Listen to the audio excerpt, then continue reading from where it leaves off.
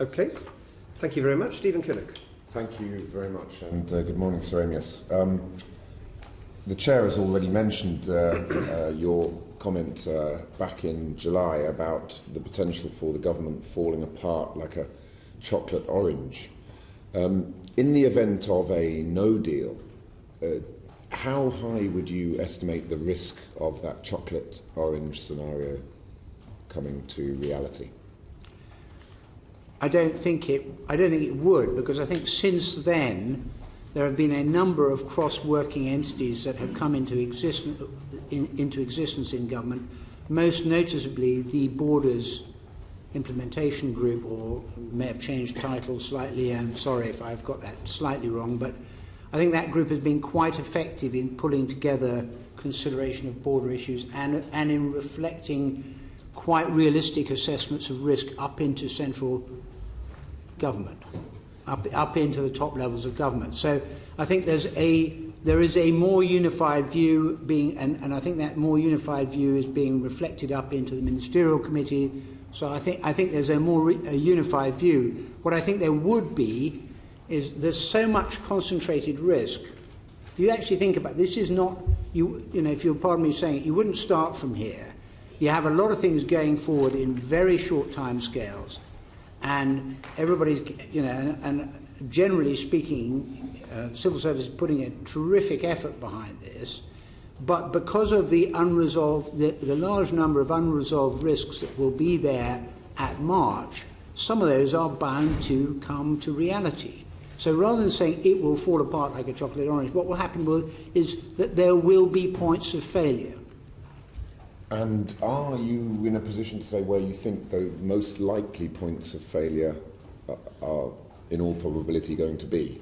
Where would you see the major pressure points? Well, there are.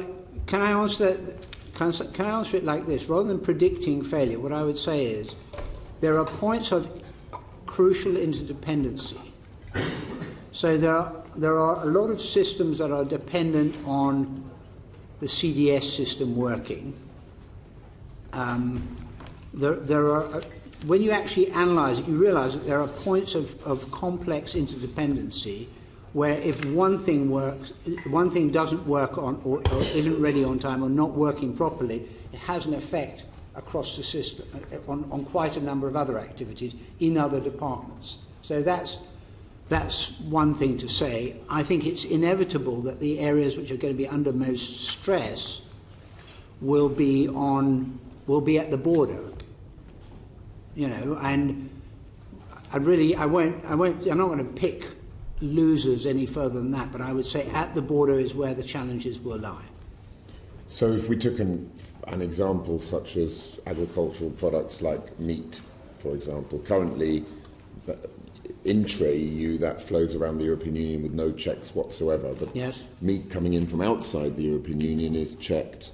Right. Approximately 20 to 30% is actually stopped at the border and checked by vets and other regulatory bodies. If that scenario is what we'd be looking at on the 30th of March, are you confident that let's take the meat industry as an example, and the public administration that underpins that industry would be able to cope with that new checking procedure? Well, what I can say is this: I think that the department has thought about these, and as far as possible, they're taking action. But they're not necessarily suggesting that all those actions will be completely effective. So, for example, they're checking what capacity there is out there in the market for veterinary services for people to be available to do more certification. They're checking whether, or they're exploring areas where they could use people who aren't fully qualified vets to do parts of this work. So what they're doing in terms of mitigation is all sensible stuff. It doesn't follow from that there are no circumstances in which all those sensible actions may not fully mitigate the risk. Thank you very much.